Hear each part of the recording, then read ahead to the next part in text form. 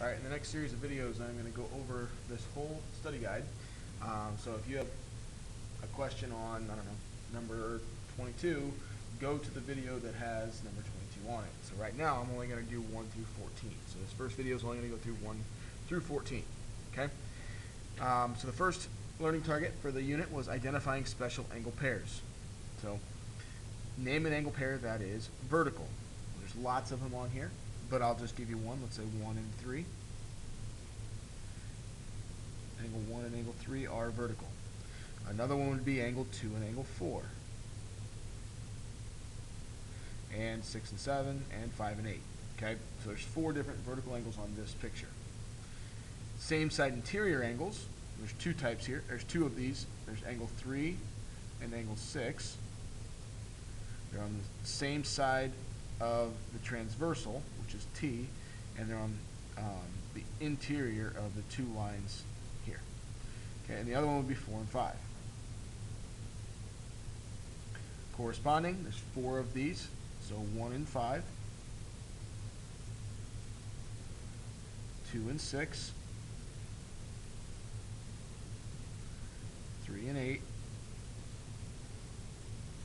and 4 and 7. Corresponding are on like the same side of 2 intersections, so upper left, upper left. Okay. A linear pair, that's a new maybe phrase for you. That's supplementary. And adjacent. Technically it's supplementary and adjacent. Basically what you're seeing is 1 and 4. Those 2 are supplementary. Or sorry, those are supplementary, but they're also a linear pair, because together they make a line. This angle and this angle together make a line. There's lots of those in here. Lots more. I'm not going to be able to list them all, because like 1 and 2, 2 and 3, 3 and 4, 5 and 6, 6 and 8, 8 and 7, 5 and 7. Okay, there's lots of linear pairs here. Alternate interior angles, 3 and 5, and 4 and 6. And congruent angles, name 2 congruent angles up here. Well, those would be the same as vertical. The only ones that we can say are equal are angle 1 and angle 3, angle 2 and angle 4, angle 5 and 8, and angle 6 and 7. I can't say that corresponding angles are congruent, and I can't say that alternate interior angles are congruent, because these lines are not parallel. Okay. 7 through 10, we're using this figure, which I'm sure you've seen before. Number 7, if L is parallel to M, so I'm telling you that L and M are parallel, angle 6 is congruent to angle what because of the corresponding angles postulate. So L and M are parallel. 6 has corresponding angles of 12 and 8. Which one of those is equal because L and M are parallel? Well, L and M are parallel, so therefore 6 and 12 are parallel. We do not know, or sorry, yeah, 6 and 12 are not parallel, 6 and 12 are congruent. 6 and 8 are not congruent because we don't know that A and B are parallel. So I can't say anything about angle 8. Okay? If angle 6 is 113, angle 7 is 73, and angle 10 is 67, so I'll jot those down, 113, 73, 67. Which lines are parallel and why? Well, they have to, these are all same side interior. So 6 and 7 are same side interior, 6 and 10 are same side interior. Okay, so what you have to do is you have to see which ones add to 180. So 113 plus 67 is 180. 113 plus 73 is not 180, it's 186. So therefore, the ones that add up to 180 are these 2. So that means these are same side interior angles that add up to 180. To figure out which lines are parallel now, I'm looking at 6 and 10, because those are the ones that add up to 180, again. What 2 lines form angle 6? L and A. What 2 lines form angle 10? M and A. A is my transversal, so L and M are parallel. Why?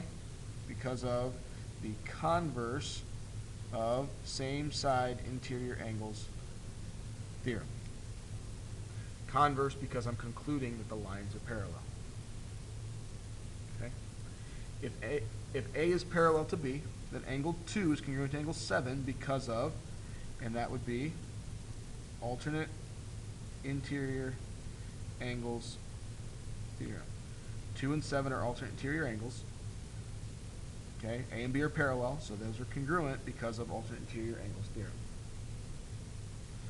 Number 10, Braden says that angle 3 is congruent to angle 1, that if angle 3 is congruent to angle 1, then A is parallel to B because of corresponding angles postulate. What is Braden's mistake? Okay, his mistake is that they are congruent. A and B then would definitely be parallel, so that's right.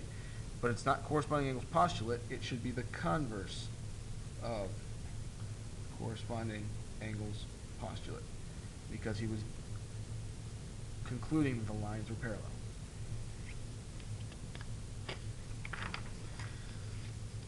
For 11 through 13, we're going to use this new figure. If A is parallel to B, what is the value of the variable? So if A is parallel to B, okay, I can't say anything about these two, because that would, I can only say those two are equal if C and D were parallel. Okay, but A and B are parallel, so I'm going to have to use this angle and this angle to figure out if what the value of the variable is. So this is x plus 21, then this over here is x plus 21, because those are vertical. That's what I see. And then 136 plus x plus 21 equals 180, because those are same side interior angles, which means they add up to 180. So 136 plus 21 is 157. And subtract 157, I get x equals what, 23? Using your answer to number 11, so x is 23. Can you conclude that C and D are parallel? Well, to do that, I'm going to put 23 in for x. If these two angles are congruent, then these two lines are parallel. If these are not congruent, then they're not parallel. So 23 plus 21 is 44. 2 times 23 is 46. Okay? Since the corresponding angles, that's what those are corresponding angles, are not congruent, then C is not parallel to D. 13, assuming A is parallel to B, what is the measure of angle 1? How do you know? All right, so angle 1 is here, but it's also here. Those are vertical angles, so those are equal. Well, if A and B are parallel, aren't 1 and 2x corresponding? So angle 1 is equal to 2x, and that's corresponding angles postulate. So we know what x is, it's 23, right? So angle 1 equals 2 times 23, or 46 degrees. Okay. Last one for this video, number 14, solve for the variables. So we got, what I see right away is that I've got parallel lines. I've also got two variables. I do see that x and y are a linear pair. They add up to 180. But I also see that x and 3y are corresponding angles made by parallel lines. Parallel line, transversal, x and 3y are corresponding, so they are equal. Now I can use a system of equations. I can put 3y in for x and say 3y plus y equals 180. 4y equals 180, divide by 4, you get 45. So y is 45. And now you should be able to get x pretty easily. X equals 3 times 45, which is 135. Okay, and that is the end of this video. The next video will cover the next few problems.